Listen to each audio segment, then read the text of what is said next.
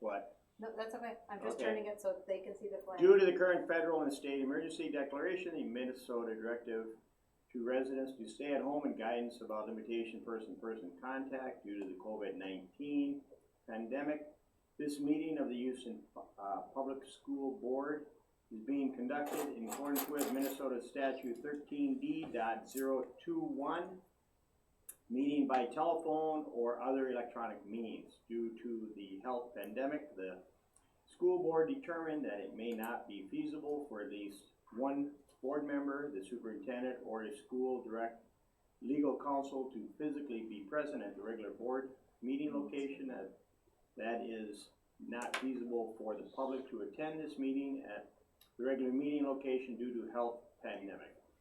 Persons may monitor this meeting from the remote location by accessing the live stream of the meeting at www.houston.k12.min.us School Board Meeting YouTube live stream. School board members are reminded to mute their microphones or phones when they are not speaking. School board members wishing to speak should be unmute their device and ask to be recognized, then wait to be recognized by the chair. The chair will determine the order in which board members wish to speak, which to be recognized. When recognized, a board member should unmute the microphone or phone, speak, and then mute their device. All votes will be conducted by roll call. Each board member should wait until their name is called before voting. Persons monitoring this meeting from a remote location may submit a comment accessing the Facebook form on the district website prior to the meeting. This meeting is being recorded. Access to the recording will be made available on the school board district website as soon as reasonably possible. Okay, so, good? Are we ready to rock? So, let's rise. Pledge allegiance. I pledge allegiance to the flag of the United States of America and to the republic for which it stands, one nation, under God, indivisible, with liberty and justice for all. No, good job, Fran. I don't know enough about it. Okay. Okay, so do we have a motion to approve the agenda?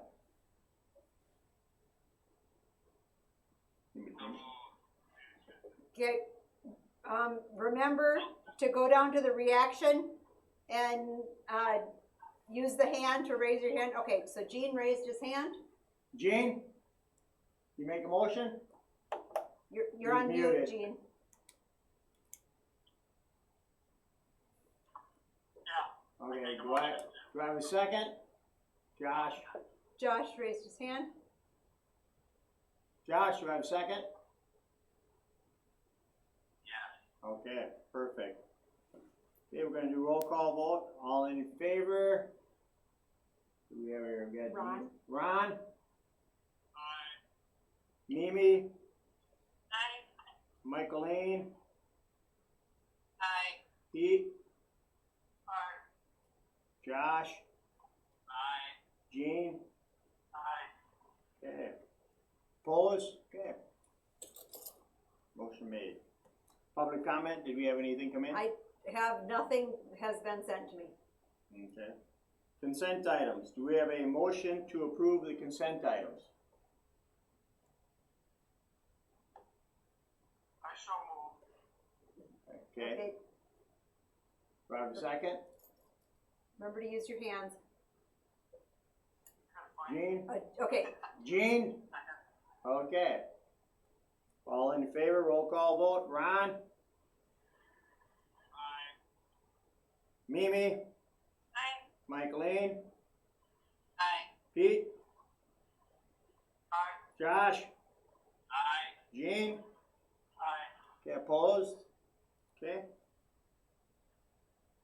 Discussion items. COVID-19 update.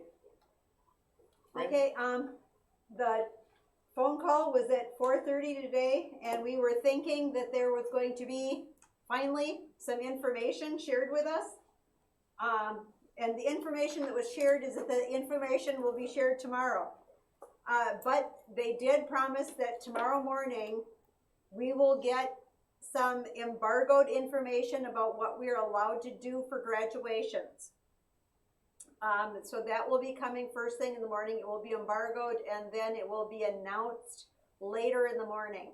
As soon as I know what we can do, even though we can't announce it as a school, I can share that with the two high school principals and let them see what can be done. Today we served, this week we're averaging 240 meal bundles a day. We did send applications home to those who are receiving meals and have not qualified for free or reduced price lunch. At the call today, they did say that the FDA has not approved extending the waiver for non-congregate meals beyond June 30th. And so therefore, everybody's summer meal program is in jeopardy, because right now, to follow the Department of Health's guidelines, you can't have congregate meals. And so they didn't allow questions today. So that puts a lot of programs in jeopardy. Mid-quarters have gone out. Summer school guidance. Summer school guidance, the reason they cut the call short today is because the commissioner and her crew were going to a meeting with the Department of Health and with federal people about the IDEAS Act to find out what we could do for summer school, for extended school year, what would be considered free and appropriate public education, and what would still follow the social distancing guidelines. So they're hoping that those decisions will be made at tonight's meeting, and so guidance on that can come out, if not tomorrow, on Monday, because it also has to go through other offices to make sure that it's appropriate. Right now, we only have 3 reasons that are allowable for students to enter school buildings. If they are in foreign language programs and need to work toward that language certificate, that is only allowable as a face-to-face test. They're allowed into the building for those tests. If they are in classes that have hands-on finals that are part of the class, such as if our welding class, if Kyle could not come up with a technology way to do it via distance with virtual welding, which he does have, but if he couldn't come up with that, and the only way to do that final would be to bring the student in one by one to do the final, that is allowable. And the one they opened up this week is if you have a GED test that needs to be taken, that has to be delivered face to face, and so they could come in for that. Other than that, we cannot have students in the building unless they are coming here because they are coming to a building because they are the child of a tier 1 or a tier 2 employee, and they're coming for hurricane watch. Other than that, we can't have students in the building. And then the last thing is that Houston County Health let me know that we have another confirmed case of COVID in the county. However, since the Minnesota Department of Health didn't reach out to me, I can easily assume that the case of COVID is not with anyone who is associated with Houston Public Schools or any of the people that are here as essential workers. If any of our essential workers would have been exposed, I would have been alerted. So even though there is one more case that you will see in the news, I wanted you aware that we are still free from exposure that we know of. Okay, and I do have, as you see, the principals are here. So that's just the legal stuff. If you wanted updates on how the schools, or if you have questions about how the individual schools are doing with distance learning, I thought you might as well hear it from the people at the helm of those schools. So, Michaeline? Yeah, and maybe each of the principals could just give us their immediate synopsis, and then questions could come from that. Would that work, possibly? Good idea. You want to start us off there, Todd? No, I was just gonna have Rick start us off. Oh, well, too late. You're in the upper Todd. right-hand corner, so you win. Todd, you could start. Too late, thanks. You know, it's been quite interesting. We do have a couple students that are MIA. We're struggling to get a hold of them, you know, getting a hold of parents. We've tried lots of different ways. Once in a while, we get someone, one of the two, to text back to the counselor. So we're working with those kids as best as we can. One of them's 18 years old, so it's really difficult that way. So that's been a struggle when you can't get a hold of some of the kids. Other kids are just they're struggling with this distance learning. I would say that, you know, if our kids wanted to be online, they know that they have a chance to take online classes and don't want to, and so they're struggling with this distance learning, as families are. So teachers are doing a great job. One thing that we've talked about is grading, and you know, really kind of doing no harm. So we don't want kids to have a lower grade this fourth quarter. Actually, the semester grade of their fourth quarter is lower. So the option to give a kid a pass is there, so that it's not going to hurt them, because we know they were thrown into this. So I think that's working quite well. The teachers are very supportive of that idea. So I don't think we'll have, you know, any student fail or not meet the expectation if for some reason, you know, they were not as engaged as they should have been, especially if they passed, you know, third quarter with, you know, pretty good marks. We're going to make sure that they're able to pass for the semester. If they fail third quarter, that's a different story. Then we have to look at it case by case, and our SAT meeting is looking at that. But all I know is the kids really want to get back. As far as graduation, two things that I heard loud and clear from the seniors. One is they want to keep it as close to the date as possible, you know, if not on the date. The other thing is they don't want to do something virtual. So I'm waiting for the guidance to find out what we can do. You know, we're a small school. There is a potential that we could do something on the football field or a drive-in style. We just have to wait and see. We have to wait and see from the commissioner and the governor what they say we can do, and then we'll work to figure that out. You know, every school is in the same boat. So, do we have any questions for Todd? Raise your hand. So right now, Todd, I just want to know, so right now everybody's pretty much on track. You have some kids that are having some issues. Some of the parents are having issues, but that's getting worked out, correct? Correct. Yeah. There's a couple seniors that we're quite concerned with, but I think we have some pretty good plans so that we can get all of them to graduate. Okay. Okay. Any other concerns? Just to add on that, I did talk about Summit. Summit's a little bit different. We have some kids that are not engaged, but they weren't engaged before, and they were struggling to maybe graduate on time. So some of those students may not be graduating on time, but most of those would be graduating with a Crescent or a Caledonia or Rushford diploma. And we try, and they've been given stuff and said, yeah, we're working on it, and then all of a sudden when they're asked to see it, they don't have anything to produce. So we know that's been a struggle for the Summit Learning Center students, but it was a struggle before it. It's not like someone was, on track to graduate. They weren't on track anyway. Well, we're still not giving up on it. No, we're not giving up on anybody. We keep, Okay. we keep calling, there's contact. No, we do all we can, do diligence, so. Mhm. Okay, any other questions for Todd? Okay, Rick, you're up. Elementary staff is doing a great job. The special ed teachers, classroom teachers are working closely, and they're meeting via Zoom with the school social worker.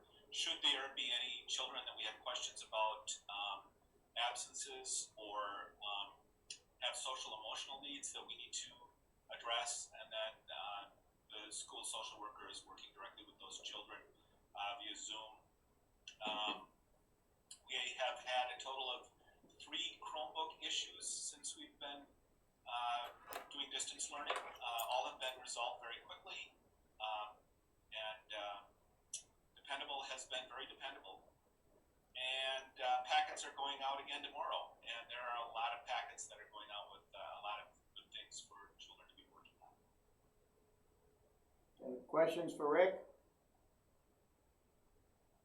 Okay, thanks Todd, thanks Rick. Oh, no, wait, Michaeline's got a question, don't run away yet, guys.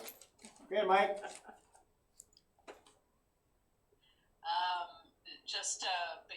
So with using, I don't know whether any of the students in the special ed or disability type services are in need of captioning for hearing impaired issues. Have you got any of those situations, and have you thought about using, the Microsoft Suite captions in real time, and is better than Zoom for those sorts of things? We don't have any in my building that I'm aware of, but should we need those, we will look into that. But Google also does the captioning, and that's pretty, the Google Classroom captioning is also very good. Okay. Any other questions? Okay, thanks again, guys, appreciate it. And then Angela. Oh, yeah, ooh, don't wanna let Angela off. Forgot you up there in the corner.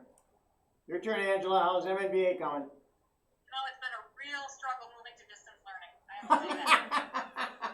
Obviously, I'm joking. Things really haven't changed much. In terms of what we're doing, it's pretty much business as usual. It's interesting to hear Rick and Todd talk about what struggles they're having, because that's what we struggle with all the time. It doesn't get any easier over time. Probably the only thing that maybe has changed, obviously, is graduation. We're looking at doing that online instead, so that has been a change for our school. Staff members do have potentially their own children at home. We anticipated, I think leading into it, there was a lot of concern from staff members in terms of how that was going to look, what it would work like in terms of their ability to teach while also having their kids at home. I've not heard of any issues. Nobody has brought, concerns up that, we need to deal with or address, so everything seems to be going well. Do we have any questions for Angela?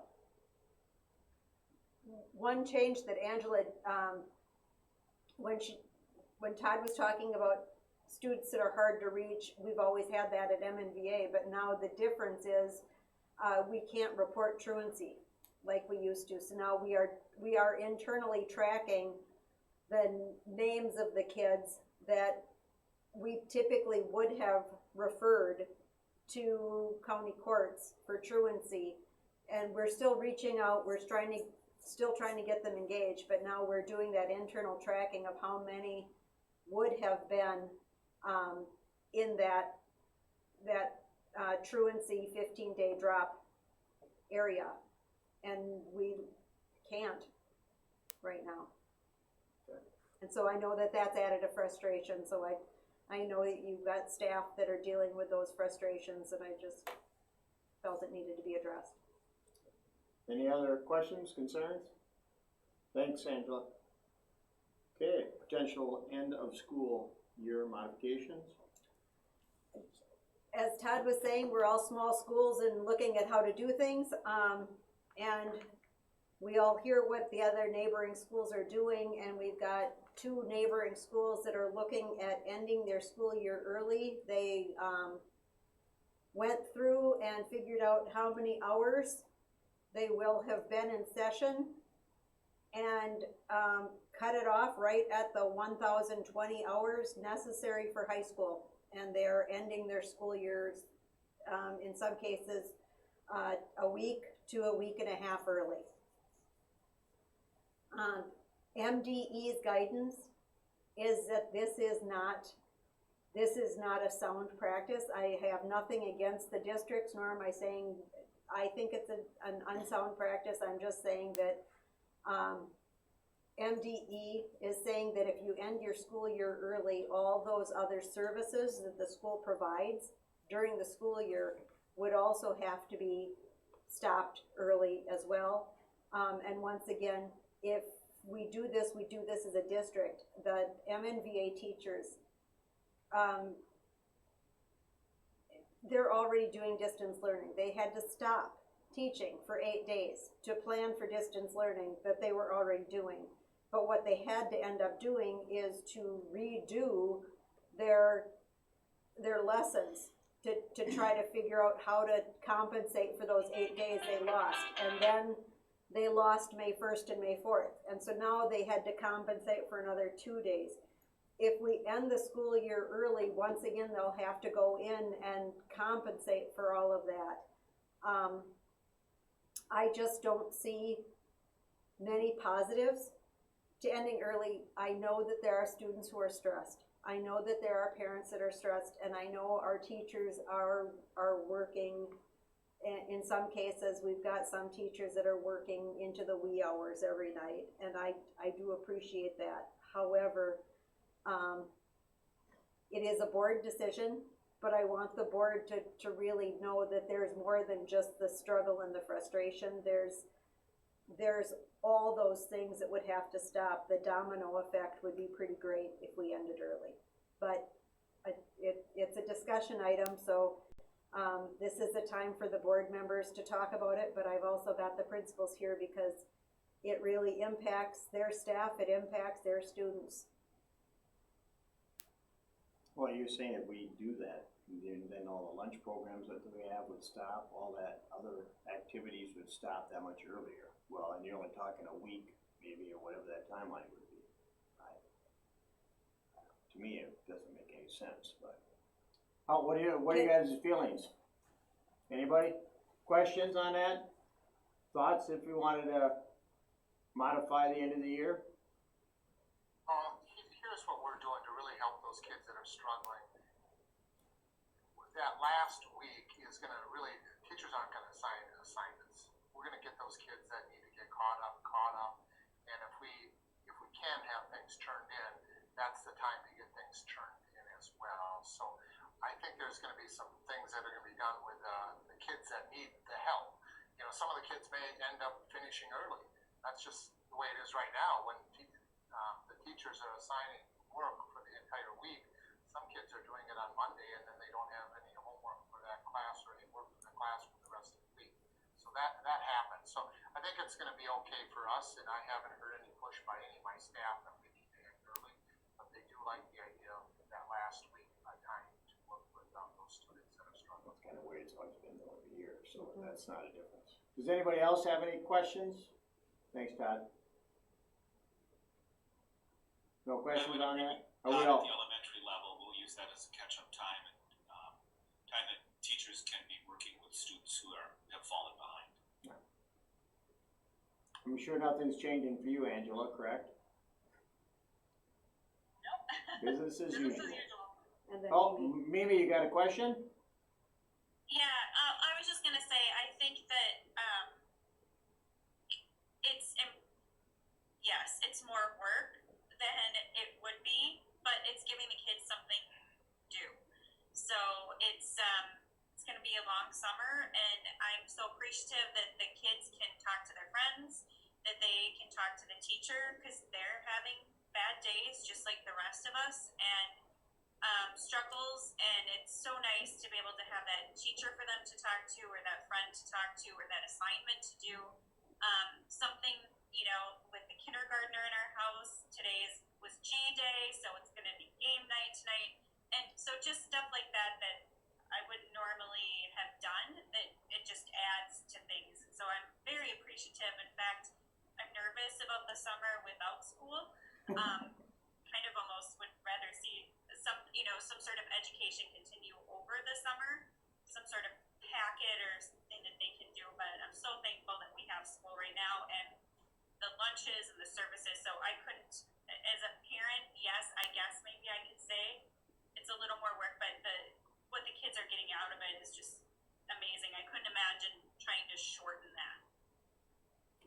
Thanks, Manny. Anybody else have anything you wanna bring up? Don't see any hands, so, okay. Food services and summer meals. Corinne? Okay. This is the time when our contract with Taher is up for renewal. I found out today that if we wanted to say that we didn't want to go to renewing this year, we could extend the contract for a year. However, I have set up a Zoom session for the two companies that have expressed an interest in submitting a bid. And so Gwen will be on site, and she will, as I'm Zooming in my office, she will be walking around and doing a screen share, so they will see the production kitchen in case there's one company that hasn't worked with us before or done a tour of the building. So she will be doing a tour of the production kitchen during the Zoom meeting. We'll make it work. And then we'll see what bids we actually get from that. There is also, we can always look at possibly going it on our own again. And so we are crunching numbers and looking at what that might be, instead of going with a third-party food vendor. Would we be better off pulling it back in-house? And so we're looking at all of that. There are some potentials for pairing and sharing, and we're looking into that. Pairing and sharing with neighboring schools. I don't have a lot of information yet, but I just wanted to let you know that we're looking at as many options as possible to make sure that our food service program can start running at least as a break even. It's been losing money, and so we need to figure out how to make it break even. So that's what we're looking at. As far as the summer meals, if there is another couple of steps we'd have to take for the summer waiver that we have right now, so we could provide food. So we're providing food under a waiver right now. It's not a waiver we actually qualify for. To actually qualify for the waiver, we'd have to have one of our sites get up to 50% free and reduced price lunch. In meeting with, or by phone, meeting with someone from MDE, the elementary school is actually very close at 41%. So I've sent home the farm applications to see if we can get to that 50% level, and then we qualify for the next 5 years. And then we can look at the potential of doing summer meals next year. We can look at and have that, if we have a contract with a food service provider, have that as part of the contract. It's not right now. It's not been addressed at all in the contract. And so it would be very difficult to do the summer meals this summer when we haven't done it before or have the mechanism in place to do it. However, in talking to the woman from MDE, she also said that any child who qualifies for free and reduced price lunch will be getting a PEBT card, which is basically like it's a card loaded with money that works for food at a grocery store. And they would get over $400 per child.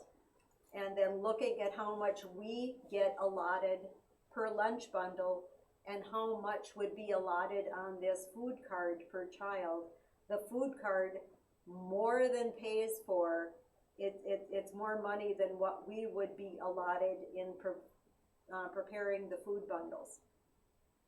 So I know that since all of those students that are in families that qualify for free and reduced price lunch will get those cards whether or not we provide meals in the summer, I can be assured, and we all can be assured, that any student who has need will be able to get food. It's just not food we prepare, it's food, but they will get the money to buy the food in the grocery store. So I know that no child will have to go without, who doesn't have the means to buy the food. There are other ideas brought up about volunteers, and we still have to follow the Department of Health guidelines. We'd still have to follow the FDA guidelines as far as what has to go in the meal. And when I talked to Robin about flipping out staff, she said in the MDH guidelines, she has to have the same crew on for a week. So they're there for a week in case somebody has been exposed. You want the same crew there for a whole week so that if there's any exposure, that whole crew leaves, because then otherwise there's cross-contamination. And so it would be, if we did it with volunteers, they would have to volunteer for that entire week. I did talk to Robin about what about bundling meals and packing just the food together for 5 days in a row. And if they did it the way they're doing it now, she said it would take days and we would have to buy boxes. And she said she didn't see that it would save any time. She said it definitely wouldn't save any money. So we've been looking at everything possible, and it does not seem like continuing this waiver through this summer at least is really feasible. But once again, the kids that qualify for free and reduced price lunch will get the PEBD card for food. Questions, concerns? It's a lot of information to take in at once. I get that. And we've been looking at every way to think outside the box, but nothing seems to work. Mimi? Yeah, so two different things. Jumping back to Taher, doesn't our contract with Taher say that we wouldn't lose money on it? And I understand that we would if we had like a large equipment purchase we had to do, but I thought part of our contract said that we were kind of guaranteed to break even. Gwen, do you want to speak to that or not? It's actually in statute language. If we have a negative fund balance, and it doesn't really say that we'll break even. In the contract, it says that they will reduce their Oversight. their oversight and their administrative fee to zero if need be. Doesn't really discuss the break even. Once the state took over, they kind of took that out. Once the state took over in the contract. However, in the statute, it says if you have a negative balance in your food service fund, it has to be resolved in the next year, or the food service management has to pay that negative balance. And we're still waiting for Taher for last year's. Well, technically they have until this year to resolve it, which they're not going to. So Realistically, there's no. they will have to pay last year's negative fund balance. So you're saying they have, so it was negative and they have to put money in for us to make it zero? Yep. And it was negative, maybe we could do, and I know we have the whole board here, but maybe we could revisit the numbers or do that as part of this analysis, because just in my memory, I thought we were breaking even, but then we had to purchase some equipment and that's why we went negative. But I also remember it gets confusing because year after year, it's like you dig in a hole and it keeps getting deeper with that fund. So I'd like to maybe understand what's happening more there, especially before we decide if we should switch or do it ourselves. Because I know we switched to Taher because we thought that it would be more financially beneficial to us because we wouldn't lose money. And it was when we first went with them, but once the new regulations went into place, the Healthy Hungry Kids Act,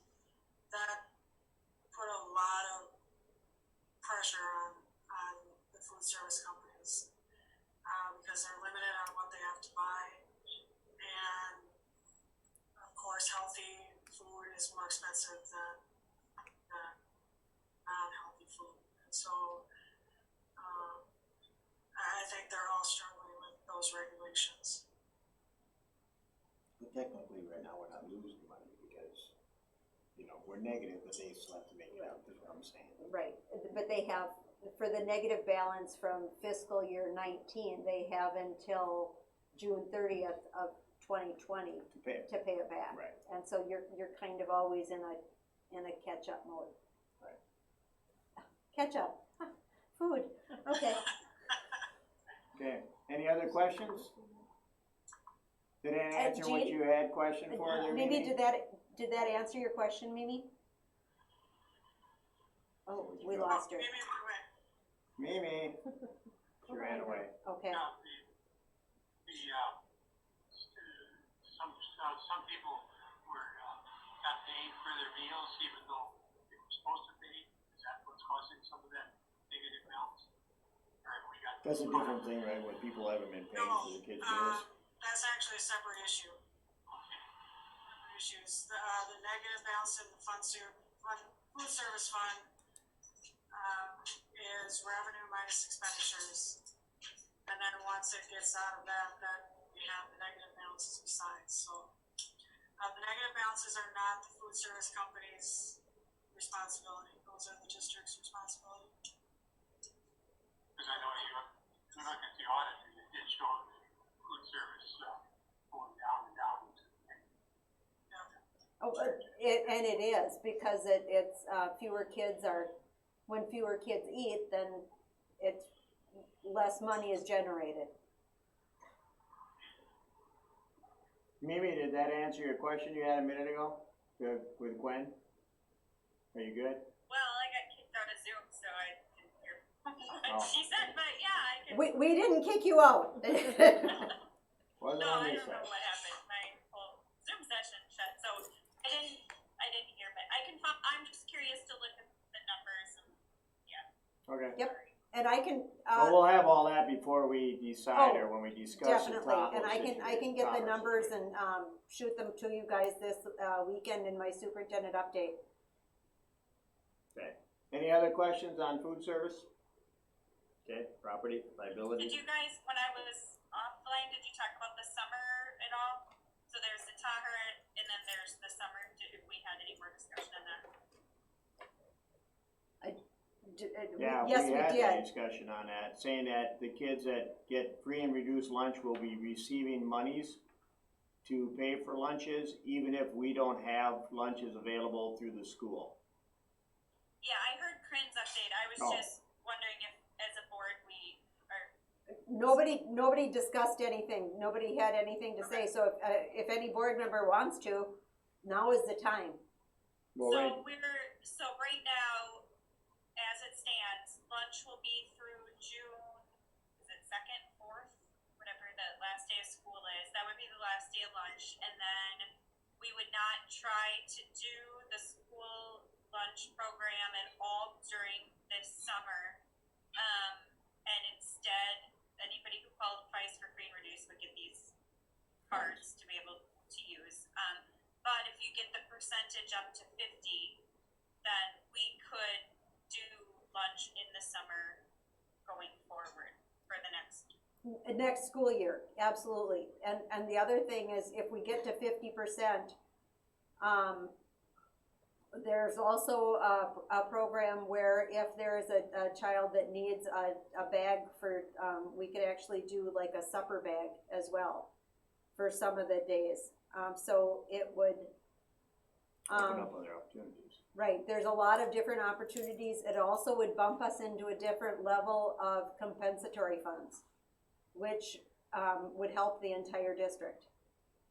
So it's, if we can get the people to fill out those free and reduced price, like the farm applications, then if we can get to 50%, it'll be fantastic. And it's fantastic for the entire district, not just the elementary school. The high school summit and compensatory goes to MNVA as well. Okay. So I think if, I mean, I know you sent some letters home with kids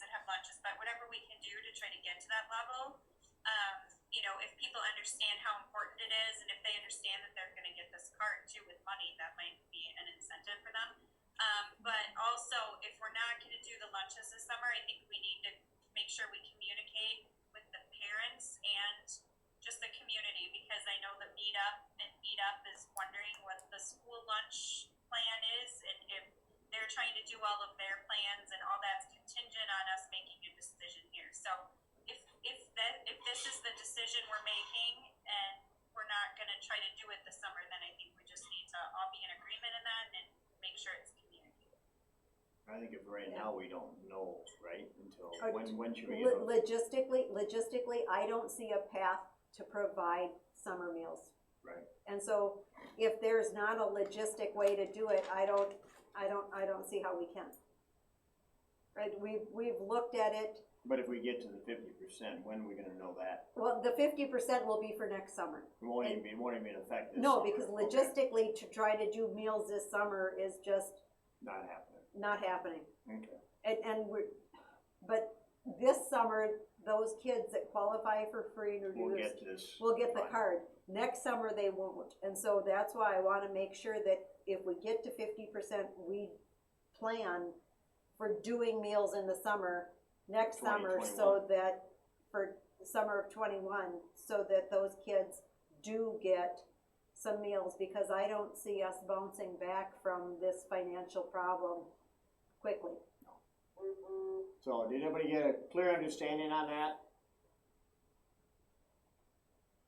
Yeah, I wonder if maybe all that could be summarized in a really high level, easy to understand, communication for the parents. So if you've been affected by, if you've been furloughed, if you've been laid off, you might qualify now, this is why you should apply, this helps us, with X, Y, Z, and you should also be aware that the school lunches will stop on, this day. I didn't have in the letter, I didn't have that the school lunches would stop because we hadn't had this conversation. But, I did have the other information in the letter stating what benefit they would get, what benefit the school would get, because there would be extra funds for the school, going forward. So, and that would directly benefit the students. So I did put that in the letter that went home to everybody. But now we'll have another blast Reminder. going that lunches will cease coming from Well, the and school. I don't think it went to everybody, because I don't know that we got one, and if we did, I didn't get it, and my husband has it, but, even people that aren't getting the school lunch, like, there's the certain percentage that are picking up the lunches, but then there's another percentage that aren't doing the lunch pickup, so that's just trying to make sure we kind of get it communicated to everyone, even if And they're getting. Even if they're not getting lunches, that's a good idea. We'll send those out to the people that aren't getting, Lunch. aren't getting the lunches. I thought we were saying that to everybody. And I would, as a parent, I think it's fair to us, I think they probably all assume the school lunches end on the last day of school, but, Good reminder. just to kind of, include that if the decision's been made, it's always nice to over communicate, but.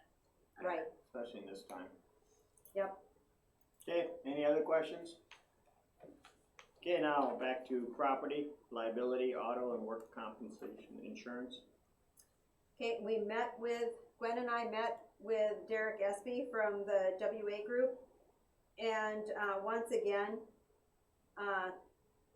EMC is really the only company that gave us any type of quote at all. There is an increase, but that's because, they have had so many claims.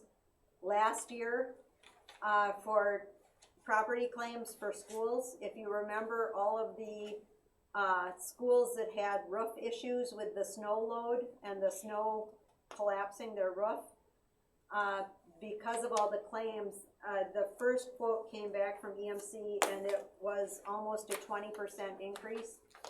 And so they've got it down to 7.25 increase, which we knew it was going to go up. So that's not so bad, and then the workman comp did go up. We still have the 0.67 rating, which is the best rating you can get, but the reason that the workman comp went up is because our payroll went up. And so that's one that's just based on payroll. So that's, then the insurance for, auto went up too, but, not as much as he thought it was going to. So that will be on the board agenda next time on the 21st for approval. That's just to let you know that we've got the quotes in. Any questions on any of that? Okay. Review of audit bids. Okay. Gwen, do you wanna take this one? Sure. Good. We have two On people. the comparison sheet, we got two bids back, Larson Allen and Abdullahi Meyer. Abdullahi was about $2,000 more, so, I guess I recommend to stay with Clifton Larson Allen. I think they've been doing a good job. And so that will be on for board approval next time. Any questions on that? And they understand our school, and with some of our funding, and, we're unique, as they have told us often. Okay, any questions? Okay, committee meeting schedule. It's, right now, the following committee meetings were slated to schedule. We were supposed to have finance on April 2nd. We did not, because we were still trying to figure out how we were having committee meetings. May 21st is slated for the policy, annual review and revisions. June 4th is for finance. Online school is June 18th, and July 9th is for facilities to come up with our 10-year plan. Because that's due July 31st. We do need to have finance, because we did not have the April 2nd. We're going to have finance prior to the June 4th, because I don't want us looking at finance and then approving it at that same board meeting.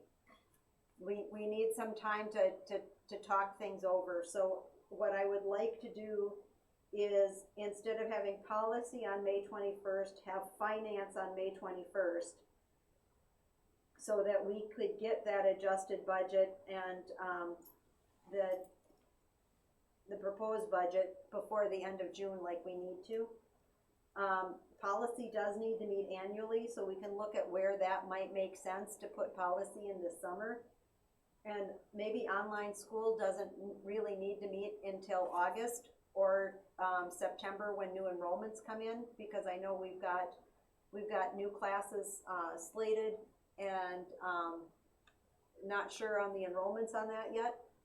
So unless you have a burning desire to have online in July, we could do that, Or June. or June.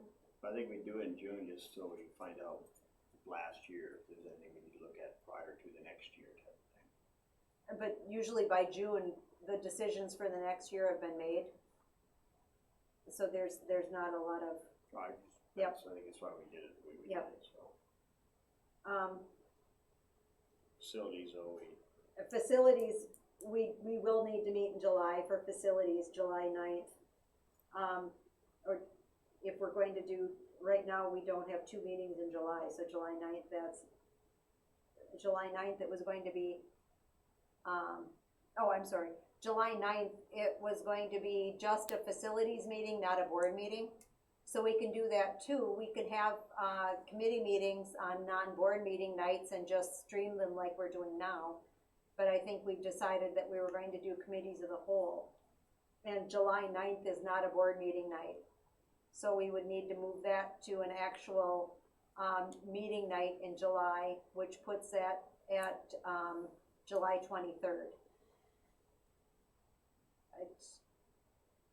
Questions, concerns? so we'll look, maybe we can move the policy meeting.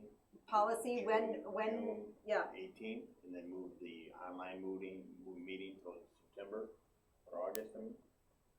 Is that what you were saying? right, we could, what I'd like to do is have finance May 21st. Right. And then, policy then would be the June 4th meeting. So those two would be flip-flopped. And then, facilities would either have to go to, June 18th, so we have some time to really look at that 10-year plan before we adopt it at that second meeting in July, because I'd like to look at it, before, I don't wanna do the plan and then adopt it in the same meeting. Questions, concerns? I'm fine, I think that would work. Does anybody have any questions on that? Okay. Oh, Michaeline? Oh, Mike? Just gonna say that sounds fine to me.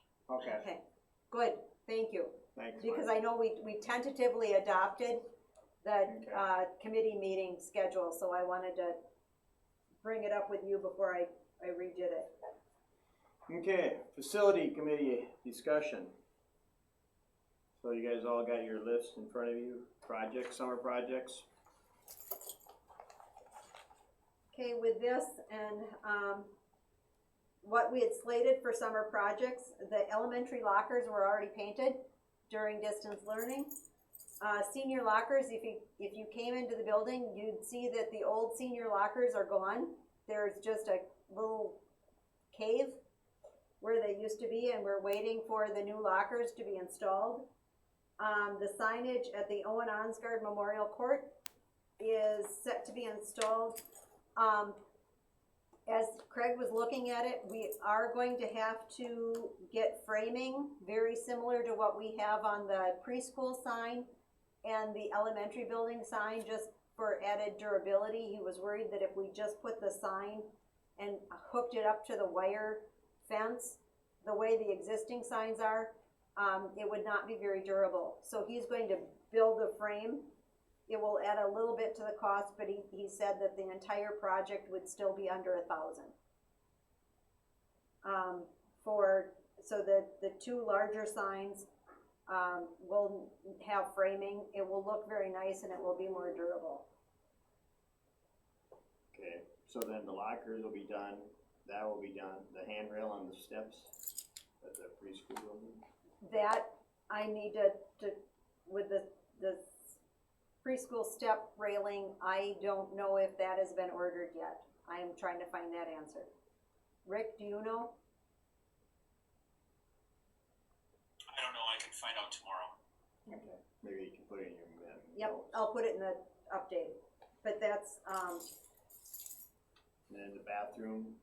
the We're still on bathroom, summer projects, right, that's on this list. right, the bathrooms at the elementary school, we're still trying to get answers and to try to get people to actually come in and look at it has been, I did talk to Chance Nelson, and he said that when he has a moment, he will come over maybe some evening and look at them, and I said I would open up the building so we could look at it, because I don't, ripping in and replacing pipes in the elementary, as soon as you rip into pipes in the elementary, if there's anything in the ceiling, the ceiling is painted with, paint that has asbestos. And so we would need to do abatement. And so anything that we can do to avoid the men in white hazmat suits and the plastic wrapping on everything, I'm going to When try was to the last avoid. time you tried to get over Chance? I talked to Chance Sunday when we were trying to get the sewage out of my mother's basement. Oh, okay, so that's in the discussion, okay. Yeah. And then the lights, stage lights? Stage lights. Rick, do you know the status of the stage lights? I need to meet with Rick Rosted. Okay.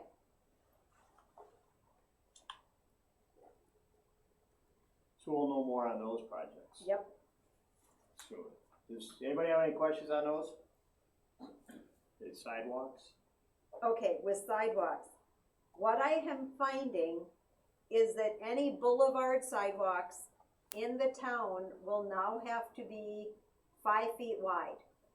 So, and when they redo the street, they redo all the sidewalks, it doesn't matter how old the sidewalk is.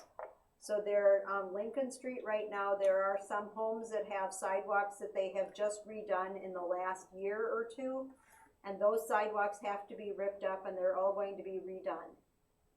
Which makes me think that, we probably should not redo any sidewalks until we actually get the plan from the city, as far as which streets are being done and when they're going to be redone. And if we put in a 5-foot sidewalk, if that sidewalk is going to be part of the project and ripped up when the road is redone anyway. I don't want to put money into sidewalks that are going to get ripped up. I don't think that's a good use. When's the city gonna find out? I don't know when the city is, I don't know what their strategic plan is as far as Sidewalks. which streets are next. It's the sidewalks are going to get done when the street is done. So we don't know when that is. No, Well, but that makes that's, sense. they said that they're coming up with a plan for streets, and so I would just like to put, because we talked about doing more sidewalk at the elementary school. Mhm. And, I just don't feel that's a good use of money. Okay. Does anybody have any questions on the sidewalks? Paving the teacher's parking lot?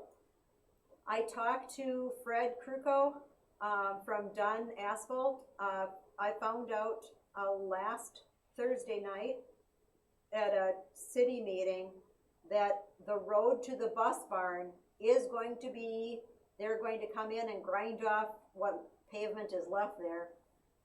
Most of it's in a pile by the bus barn. But whatever pavement is left, they're going to grind off and they're going to repave that as part of the Lincoln Street project. I don't know when they're going to grind it. I don't know when they're going to pave it. Fred said he thought that the paving would probably be sometime in August, but he's not the general contractor, he's just a subcontractor. But I did talk to him about how much would it be to pave the teacher parking lot. It's a 135 by, or 130 by 95 square. So it would also pave that, the gravel piece, and then that existing asphalt piece, redoing that so that we don't have to bring in loads of gravel, multiple times a year. And then I talked to him about looking at the bus barn, just extending the road so it's up to the poles on the front of the bus barn, so that when water comes off the roof, it doesn't cause a rivet in the gravel that's there and splash mud up on the buses. And that would help a great deal with not having to wash buses as much. So we're waiting on bids. We're waiting on the quote on that, and the reason I'm asking for it now is when they are already in town, we get to piggyback on the rate that they've given the city for paving. And so it's a better rate than you could get otherwise. Pete, question? Pete, did you have a question? You're on mute. You're on mute. Yeah, we're referring to the parking lot down by the gym, correct? No. No, that's the student parking lot. The teacher parking lot is the one, right by the district entrance. Half of it has some pavement. It's broken up, and it's been seal coated. But then a lot of it is just Gravel. gravel. Do you have any question on that, Pete? Drainage down the other parking lot though? Isn't that drain just really bad? I mean, is that something we're gonna plan on fixing? Remember, we had talked about, we had gone out and visited where it was coming off of the roof and Yeah. what could be done and everything.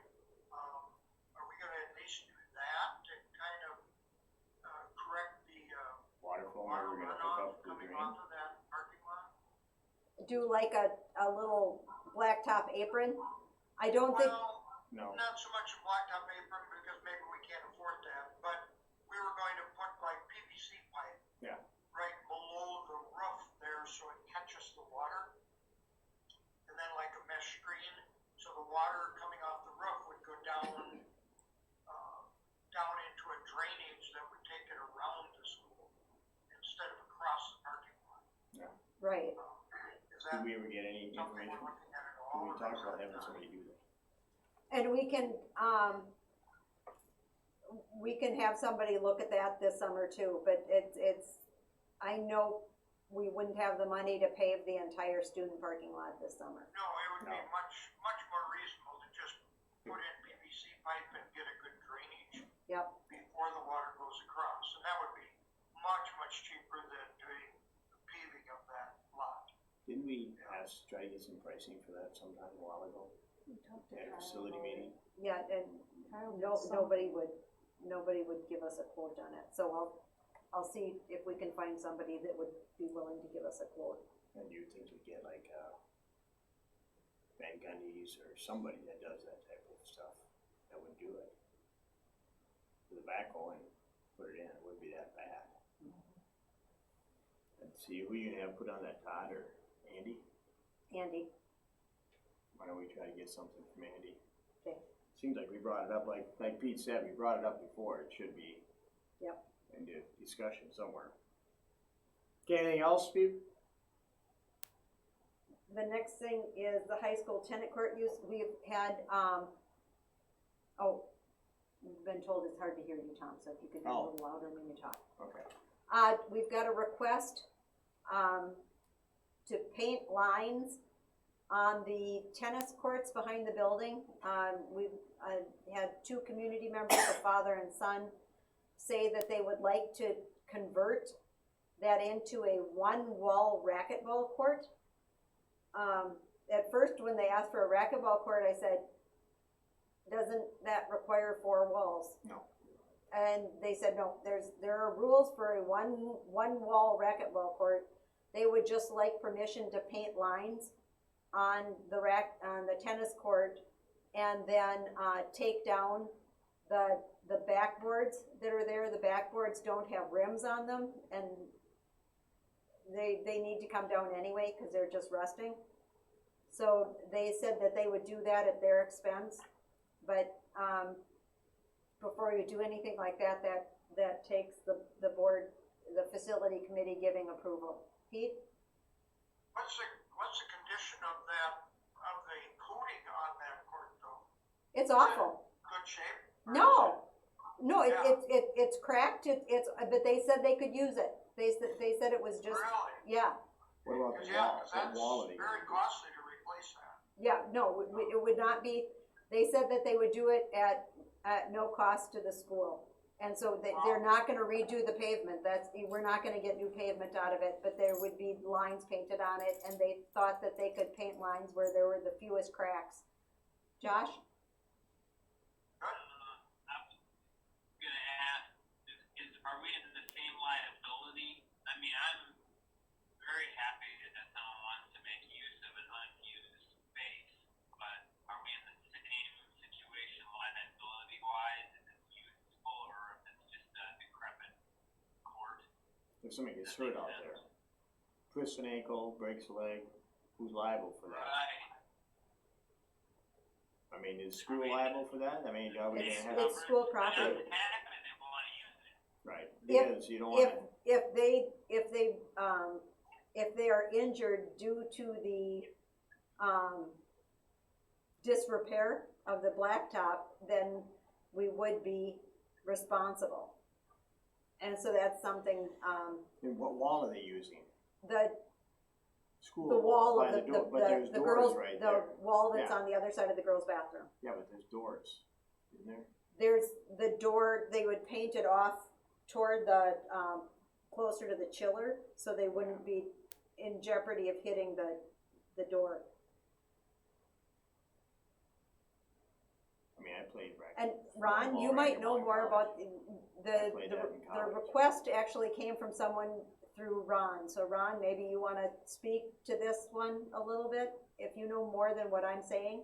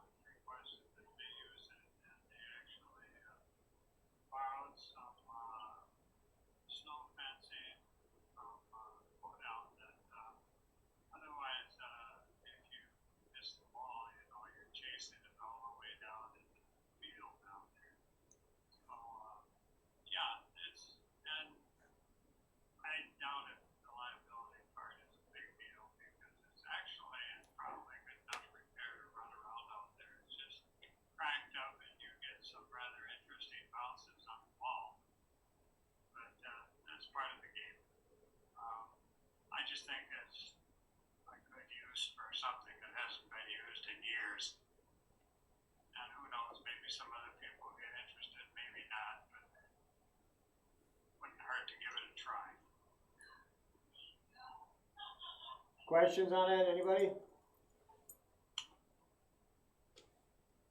So this is one where the facility committee would need to do that approval. I still want to like, I don't know who it is, so, but somebody gets injured. So we're doing, Pete, what do you think? Well, I think you've got, pickleball is getting to be a big issue too. And that court could obviously be used for pickleball too. But I think it's a good idea, at least it's being used. We need to, have the taxpayers be able to use the facility when they can. So, I think that's good. okay, Josh? Yeah, I will go along with that. I agree with both Ron and Pete that it's good to see use. I was just playing devil's advocate on the negative possibility. But No. if we are clear of any extra liability, let's use it. No, we're not clear, but. Does anybody else have any questions or concerns on it? Any thoughts? So according to the, is anyone vehemently opposed? Michaeline? Well, I was just wondering, if maybe you facilities folks ought to take a trip down there and just look at it, eyeball it yourself, or maybe all of us should, because I don't know what state that, service. Now,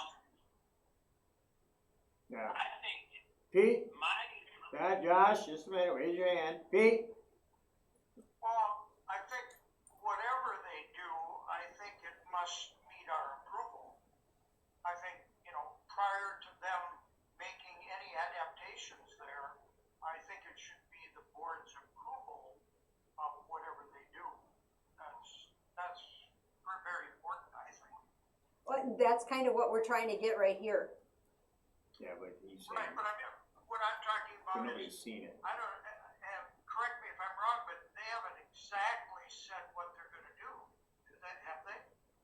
They're going to paint lines, Right. so it's regulate, and they're gonna remove the backboards that are there. And that's what they're going to do, so they They can, don't need to do anything with the wall at all then? no, Oh, okay, yeah.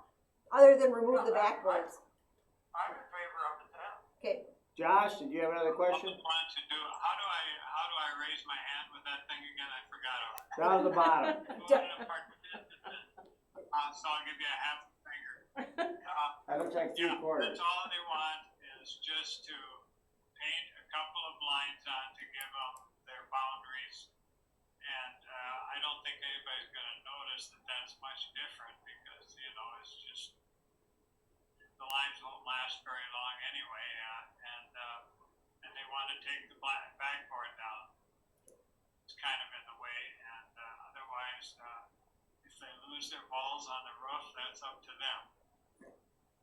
No comment. Okay, does anybody have any other concerns, questions? Okay, so it sounds like everybody's been fine with it, okay. so let them know, but. I'll let them know that they are welcome to paint lines, but they must play at their own risk. Yep. Okay. Plumbing, we already talked about. Yep. Then you have on your bus barn plumbing. Right Some of now, we're looking at different things that we can do for, Michaeline? Michaeline. Ron has a question. Ron. Ron via Michaeline. Go ahead, Ron. Yeah, I got two questions. How do I bring that hand up again? It's down in reactions. Reactions. There's the little smiley face. Yeah, okay, that's enough. Now, and can they take the board down back there? Yes. Yeah. Thank you. You're That's all I welcome. wanna know. Have a great day. Okay, any other? Okay, Okay. bus barn plumbing. Right now, the Wait, bus nine barn, o'clock.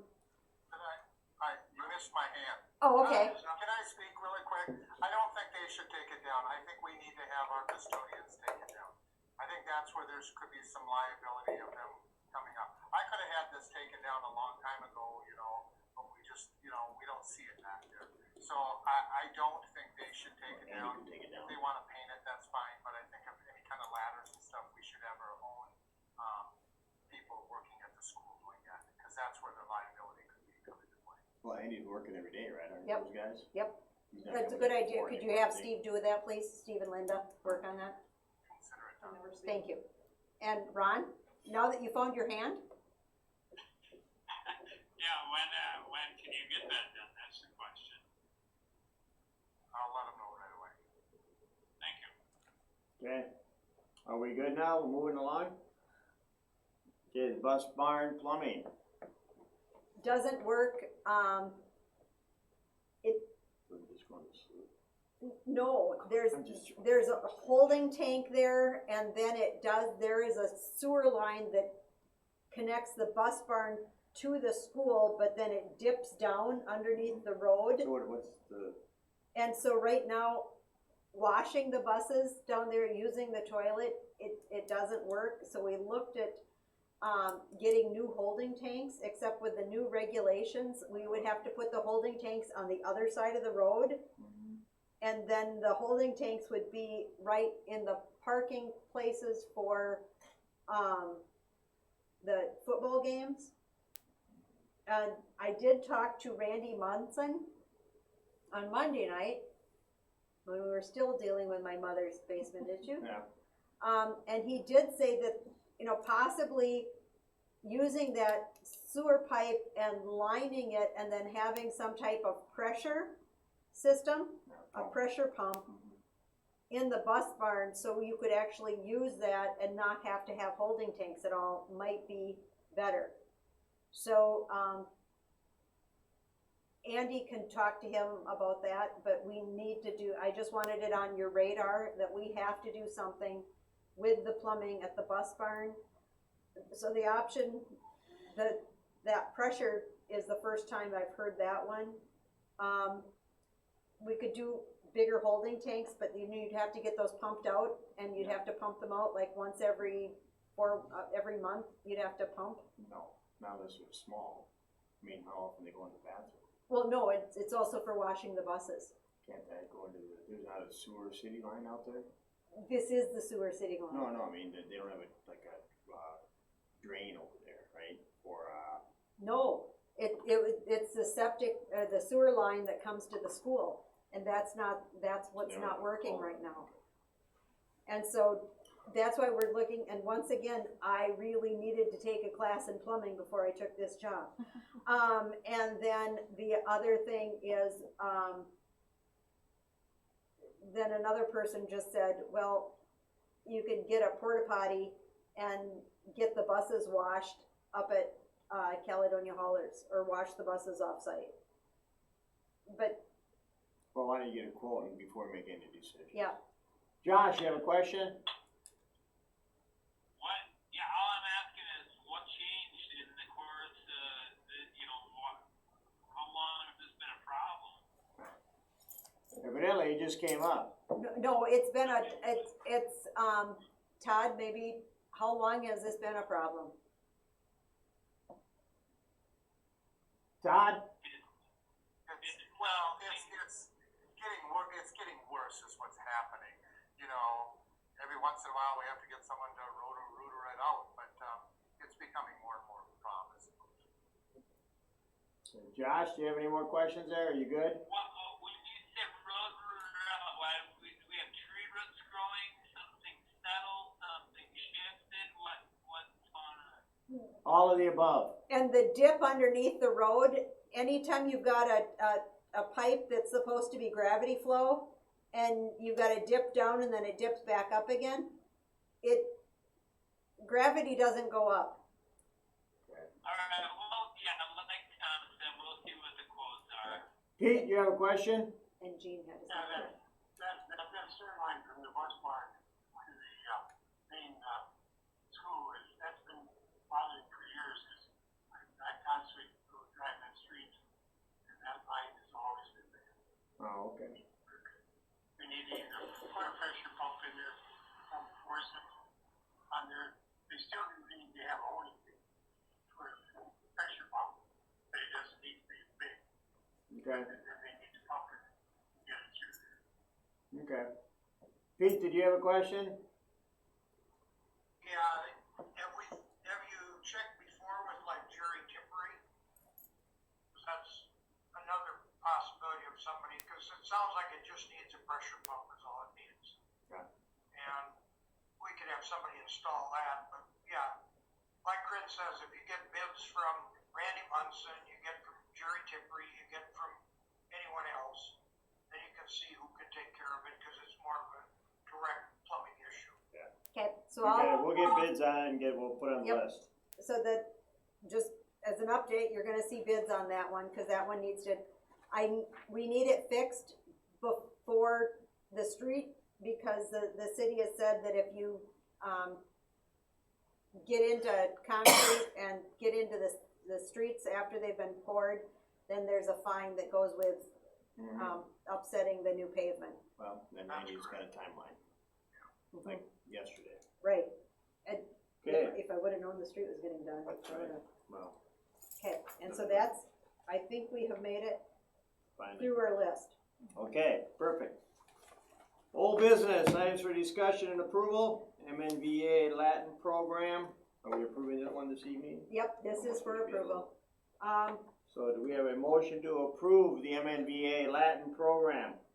No, it would be we have to decide whether we're going to cut the Latin program or, Right. reduce the teacher Okay. to a 0.125. Right.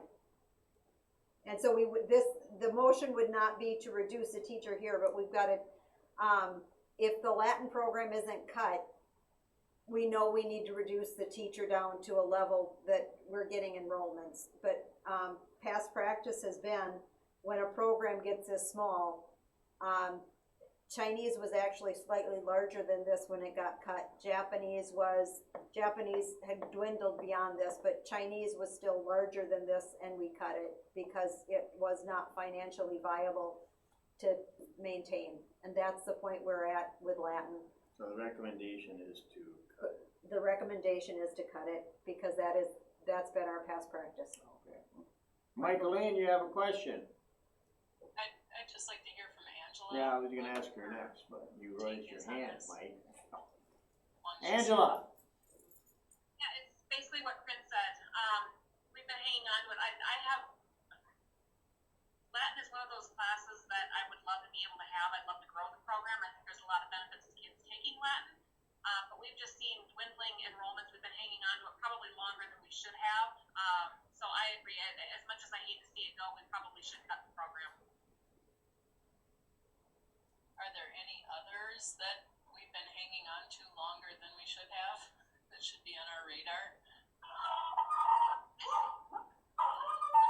There's dog training. So all of our foreign language classes come back to the enrollment was down. So that's been kind of a problem all along with those. So that's just something that we're watching in terms of what we can do to grow enrollments in foreign language over, some of them are as low as Latin. But I would say Spanish is probably our most well-received class. German, French, they're not strong programs. I won't say that. So we could be having that conversation about those programs in a couple of years, but I would rather not be cutting those programs. Again, I would rather be growing them. I think Latin is one of those that I'm not sure there's ever really going to be a strong market for it. I think when K-12 first opened, and just the demographics that we were drawing, there was probably more of an interest in Latin than the kinds of kids that we're seeing now. I don't know that that's ever going to improve.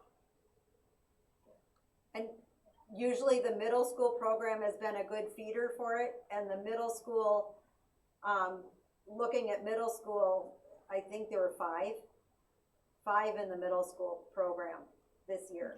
And so that it's just, there is no feeder for it right now. Well, I think, piggybacking on what Michaeline said, I think when we have an online school meeting, one of the things we should discuss should there be a number, a percentage, when we make the decision to cut the course? You said that we should have been doing this a while ago, maybe. Well, maybe we need to make a decision on when we get down to X amount of students, or this, we address it and cut it instead of letting it hanging on to it, is what we should do. When it comes to particular classes, though, we already have that. So, I mean, if a particular class that we're normally running drops below a certain level, we don't run it that semester, but we don't necessarily cut that program. What we've been seeing with Latin is that semester after semester after semester for a couple of years now, we've been consistently low. So we're actually talking about dropping the program, not just dropping the class. Okay, Because we're running some classes with lower No, that's enrollment fine, than that's what we fine. typically do. that's fine. There's only one Latin section that actually meets the mark of having 10 or more. So we're making a motion to cut the Latin program. So do I have a motion to cut the Latin program? Michaeline? Make that motion to cut the Latin program as recommended by administration. I'll Okay. second it. Josh, thank you. Discussion? Pete, you had a question? No, I was just gonna second it. Oh, okay. So, all in favor? Ron? Oh, Mimi has, Oh, Comment. Mimi, you have a question? Yeah, I was just gonna make a comment. You know, I had 2 kids go through the Latin program at MNBA, and they really enjoyed it. So I just want to say thank you to the teacher, and thank you for having them. I wish that more kids would sign up for it. It's tough. I mean, it hits close to home. So, Yeah. and I'm so thankful the kids were able to take it. So, just wanted to say that. thank you. Thanks, Mimi. Okay, any other discussion?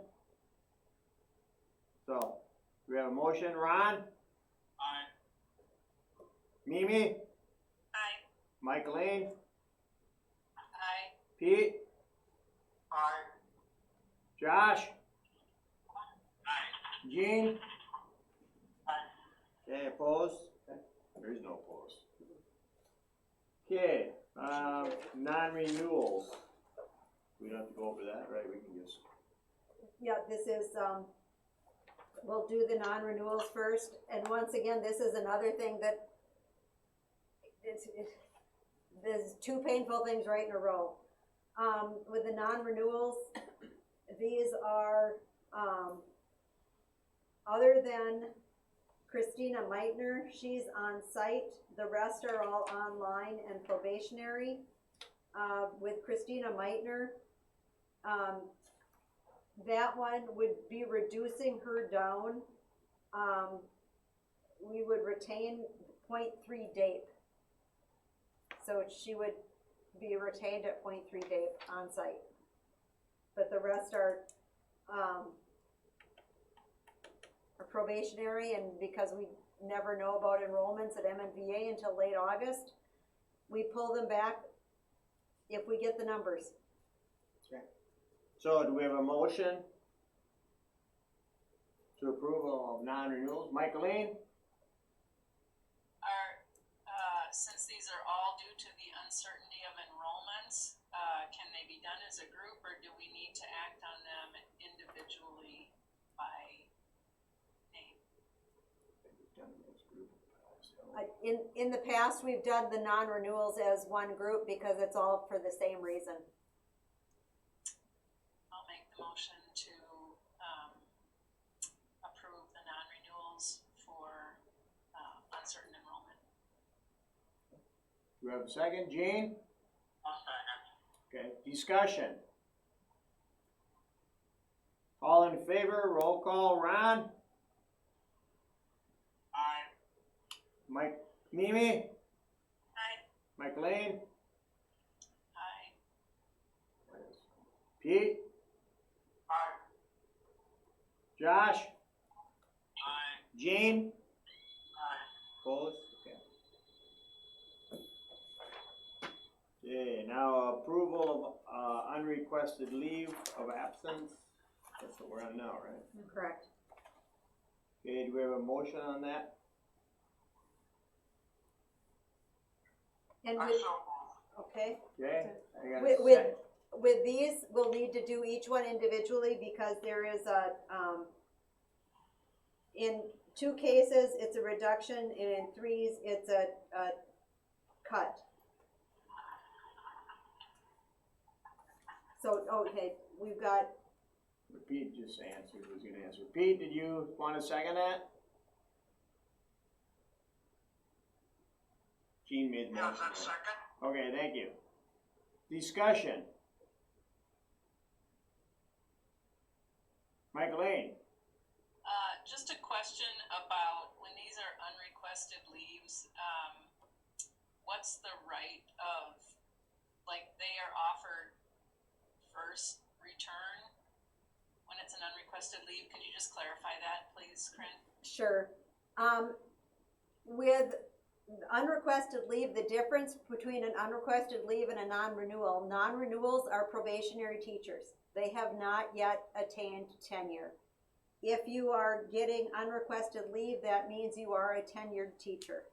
And so it's a different, bumping rights. You would stay and retain bumping rights if you had a licensure that allowed you to bump a less senior teacher, out of their position. As we're going through, the principals and I look at our needs and look at that seniority list, and you'll notice that we've got, some people here that are getting bumped, down to a reduction, like Anissa Adams. Anissa Adams is actually an MNVA art teacher, and it says English. She's art, but with enrollments, we didn't get the enrollments in the art classes to justify 3 full-time art teachers. And so we need to reduce her to 0.75 just to look at the staffing that we had, or staffing needs that we had. With Andrew Bourne, he had bumped up to 1.0, but as a tenured teacher, we need to bring him back down to the 0.75 under which he was tenured last year. Deirdre, we just cut Latin, so then we would reduce her from the 0.25 to totally cut. And then Christina Meitner should not be on the list as far as an unrequested leave of absence because she did not have tenure, she was probationary. And so we acted on her in the other list. so we have only 3. So we only have 3 on this list. So that I should have caught that in the agenda, sorry. So we probably need to make sure we get this straight in the minutes. Right, and that's why I'm saying we probably need to work on have a motion for each one individually, because it is unrequested leave, and then with that individual motion, they do have the right to a hearing. There are some timelines where they can contest the action of the board. And so if each one is an individual motion, then it makes it, that having that individual motion for each individual teacher, if they do contest it, it's cleaner. Okay. So, we have to have a motion. We have Okay, Mike Leans. Mike Lane? Just one other question, how long, when they're placed on unrequested leave, how long do they remain on the list for callback? 5 years. 5 years. 5 years. Thank you. And the other thing, we've got a lot of teachers with multiple licensure. In section D, there's unrequested leaves of absence due to low enrollment projections, and that's 2 of our on-site teachers. And with that, there are some less senior teachers at MNVA, but the less senior teachers that have that same licensure also have secondary or third license areas, and those are the areas in which those teachers are teaching. The 2 that we're cutting do not have any special ed, and the teachers that have lower seniority have the special ed licenses, and they are teaching in the special ed licenses, so the teachers that we are cutting cannot bump into those areas. And so you have to look at not only years of service, you have to look at licensure areas as well. Okay, Mike Lane. Sorry, one question, just, which of the list under letter C on the agenda really falls under the, probationary? Number 4, Christina Meitner is a probationary teacher.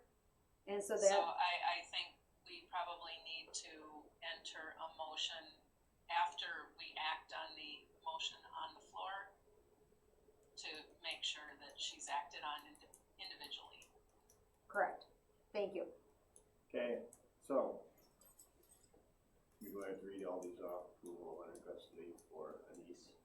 Anissa Adams, and Anissa would be reduced to 0.75. She's art. And she's art. Okay, do we have a motion for that? Mike Lane. I'm sorry for these questions. So essentially with these unrequested leaves, we're actually placing them on unrequested leave and then hiring them back at their previous level? Or are we just reducing their contract by whatever fraction, or doesn't it matter? If somebody is on the seniority list at a 1.0, so they're a full-time teacher and we need to reduce them, we have to basically put them on unrequested leave for the fraction of that contract. And so it's an unrequested leave of that 0.25, and so we're reducing her on the seniority list to a 0.75.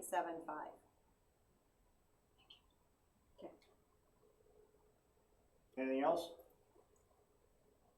So, do we have a motion to approve the unrequested leave of absence, reduction in FTEs for Anise? Adam? A point of order though, I think did someone already make a motion on these 3 and second it? So that motion needs to be rescinded so that we can act on each one individually. So who made that motion? I don't remember. Jean and Pete. Oh, Jean. Jean Pete. Jean, would you mind Rescinding that, Jean? rescinding your motion? Did I make that motion? Yes, Okay, then I'll rescind my motion. thank you. Okay, Are you getting this in the minutes? I think so. Okay, okay. So now, starting all over again. It's been so long. now we need a motion for Anissa. Pete, Jean? What did you say? Jean motion. Jean made a motion, do I have a second? No hands. I second it. Okay. Okay, thank you, Pete. And in the Discussion. minutes, reduction to 0.75. Yes.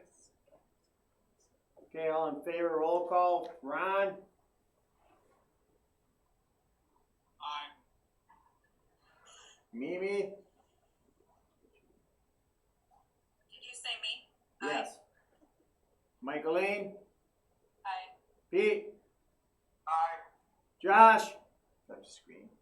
I don't know where he went. Okay, Jean? Aye. I don't know where Josh is, so I guess we just Josh, go. yeah, Josh. Okay, we just put him down. Okay, so move, so do we have a motion to approve the unrequested leave of absence for Andrew? Have a motion? And once again, this would be for a 0.75.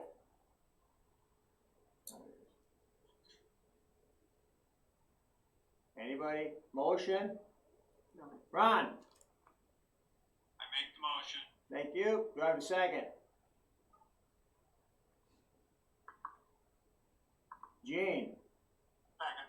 Thank you. Discussion? All in favor, roll call, Ron? Aye. Mimi?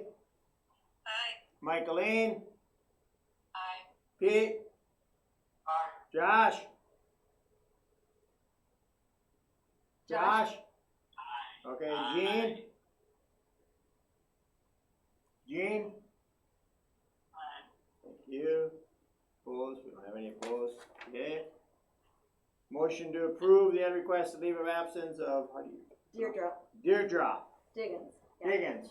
Michaeline. And this would be a full cut.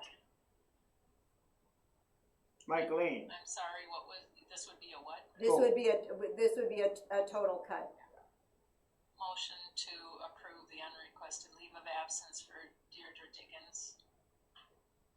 Okay, second, do I, Oh. no, who would it be, Ron? Ron? Second. Okay, discussion. I would like to thank her for her Oh. service. Yes, I mean, she's done Absolutely. obviously a phenomenal job. Mimi was attested to that. She did a great job. We appreciate all she's done for the school. Sorry to have her leave. Too bad we can't get more kids for that. right. Okay, anybody else want to add anything to that? Okay, roll call vote. Ron? Aye. Mimi? Aye. Michaeline? Aye. Pete? Aye. Josh? Aye. Gene? Aye. Okay. So now we go back to, Well, now we need to work on Christina Meitner Christina. and just, for non-renewal. her non-renewal, and she's, non-renewal, and then just retain her at a 0.3 for Dave. Okay. Mike, was that Michaeline and Miranda? Yep, I make a motion to approve what Corinne said. Okay. Okay, we have a motion by Michaeline. Do I have a second? I second it. Okay, thank you. That's Pete. Yep. Discussion. All in favor, roll call vote. Ron? Aye. Mimi? Aye. Michaeline? Aye. Pete? Aye. Josh? Aye. Gene? Did Gene say yes? Gene, did you? Gene? I didn't hear Tom. Yes. Okay, thank you. So now we have unrequested leave of absence due to low enrollment projections. We gotta do both of these individually. Please, with this, these are both Houston Elementary School on-site teachers. If we get any resignations or retirements, we know that we will call these, just like with the other unrequested leaves of absence, we will call them back and put them back to as much employment as we can, as soon as we can. So if we get any movement there, and they've already been told that we would much rather have them with us than cut them loose, because they are good teachers, as all the ones we worked with today have been.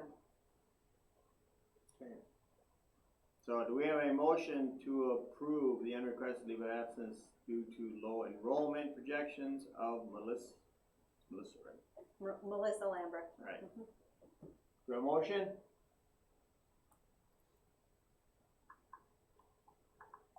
Oh, Gene? I make a motion. Thank you. Ron? Second. Discussion. Okay, all in favor, roll call vote. Ron? Aye. Mimi? Aye. Michaeline? Aye. Pete? Pete? Aye. Josh? I just wanted to say too, that they're gonna be missed. They're great teachers, and I hope that there's a spot. I just hope something changes. But aye. Okay. Gene? Aye. Okay. So, do we have a motion for the unrequested leave of absence due to low enrollment projections of half? Ron? Motion.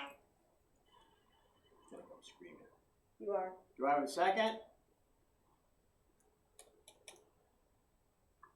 Anybody? Gene? Yeah, in terms of Anna, I mean, this now with the coronavirus, she was gonna take a maternity leave. She gave that up because she didn't want the students to go. Yeah. A different teacher. Yep. That's very coming to her. This hurts. Yeah. This just hurts. Yeah. Yeah, she's good. Okay, so is that a second, Gene? Yes. Okay, thank you. Discussion. Okay, again, like Gene said, let's emphasize, you know, both of these were great teachers. Hopefully will come back. There's room for them if we do get the retirement paperwork from some. Or, A couple more kids moving into town. Matt, bring them in. That That's if Pete's you know, job. or if anybody knows a real estate person, sell some homes. Yeah. Bring them in. Good one, Chris. Thank you. Okay. So, roll call vote. Ron, Aye. Mimi, I, Michaeline, I, Pete, Aye. Josh, Gene. Aye. Okay, thank you. New business, items for discussion, life and long-term disability insurance. Is that an approval tonight? Yeah, it's an approval tonight. Should have signed this for approving this. With the, basically, most of the other bids we got were really, they either didn't give us a quote because they were not competitive, or the quote that they gave was not in the same ballpark as Reliance. And so, the guidance was to stay with, Reliance for life and long-term disability insurance. They've been a good company to work with, and, this is the National Insurance Service, and we have gone to that through MSBA. So Gwen and I met with the MSBA rep, and she said that Reliance is not only the best quote, but one of the easiest companies to work with. Okay. So that's my suggestion. Do we have a motion to approve utilizing Reliance? Motion by Ron, second? Second. Second by Pete. Discussion? All in favor, roll call vote. Ron, Aye. Mimi, I, Michaeline, I, Pete, Aye. Josh, Aye. Gene. Aye. Thank you all. Coaching assignment. In the coaching handbook, which is board approved, it says that all the coaches will be approved on one slate in August.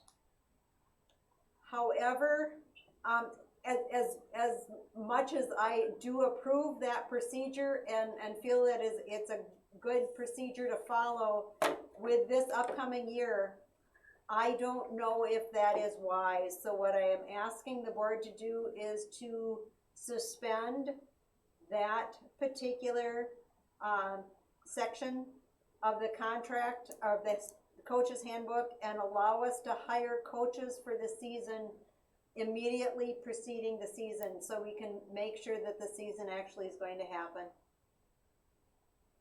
So do we have a motion to approve that?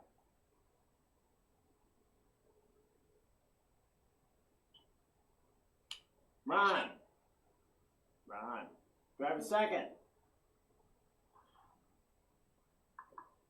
Anybody? Gene? Okay, discussion. And maybe Todd could speak to this as AD, even though we did approve his resignation as AD tonight. Well, it's, I still have another month or so of that, so. Yeah, we don't know what's gonna happen. I've been at meetings, with the high school league every week, and they don't know, a lot of schools don't know, what's gonna happen.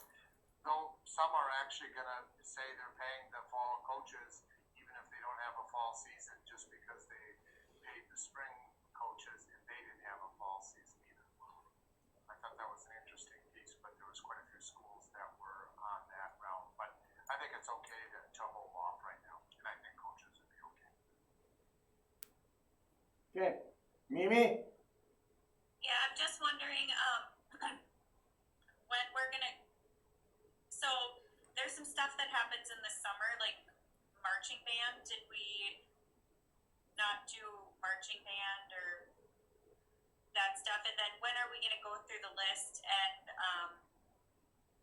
also just thinking about stuff, choirs need to maybe be done differently. And so when are we once we have more information on what school will look like, are we gonna sit down and go through and try to map out what we can and can't do and what we can make modifications for and what we can't? Yeah, I think, yeah. Absolutely. And the other thing with marching band, that was part of a teacher contract that was given last August. And so that goes through this summer. So that's already something that's been, in a contract for marching band for the summer. Did we have flag in that too, or is that something that we just kinda did one-off if we had somebody, or? No, I No, no. think, That was for last year's flags. I don't think Yeah. we hired anyone yet this year. no, we haven't hired for this year. She's not on a teacher contract that just has it included on the teacher contract.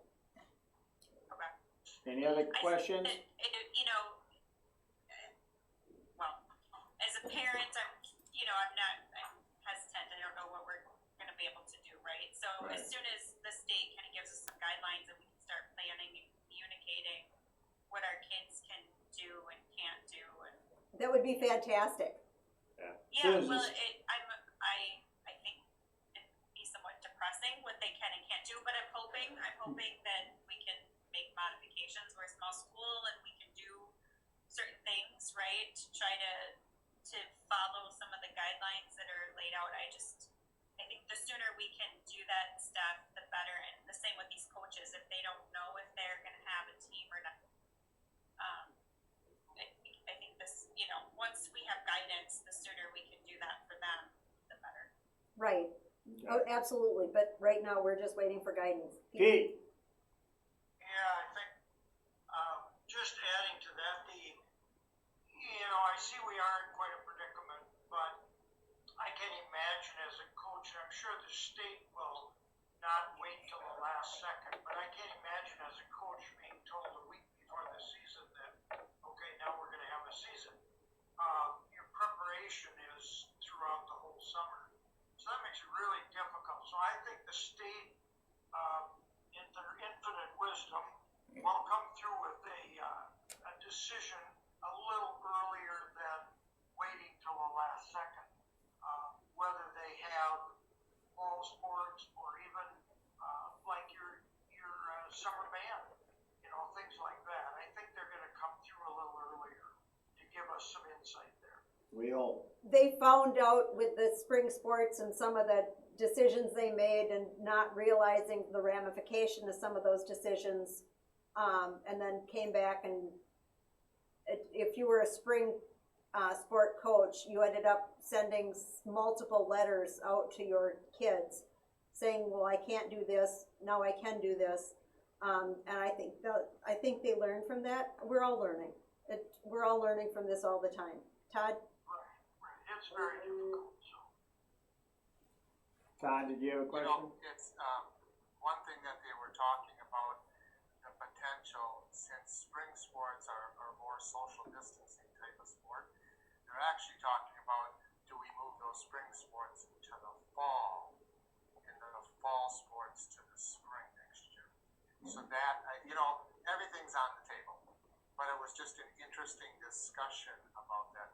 Talked a long time about having golf be a fall sport anyway, so that is, it's not off the table that they may consider doing that. Okay, so we have a motion, we have a second, correct? Yes. Any further discussion? All in favor, roll call, Ron? Aye. Mimi? Michaeline? Pete? Pete? Sorry, I was muted. That's okay. Okay, thanks. Josh? Aye. Gene? Aye. Okay. So, policies for first reading. Everybody read them? Huh? No changes? Yeah, distribution of materials. No, we don't. Okay. No changes at this time, so if you have any questions. Okay, announcements, important events. Houston High School is a gold medal school again, according to the U.S. News and World Report. We are number 46th in the state out of 879 schools. We are ahead of every other school in the area, and in the La Crosse metro area, we are ranked second. So that is pretty phenomenal. May 1st was School Lunch Hero Day, and the fire department came through, tooting their horns, and thanked the lunch ladies, who really have been superheroes in this entire pandemic. It's Teacher Appreciation Week, and we paras getting goodie bags sent out. It didn't matter where the teacher lived. We've got teachers up by Rochester and Plainview, and we sent people in cars, and they got the goodie bags there.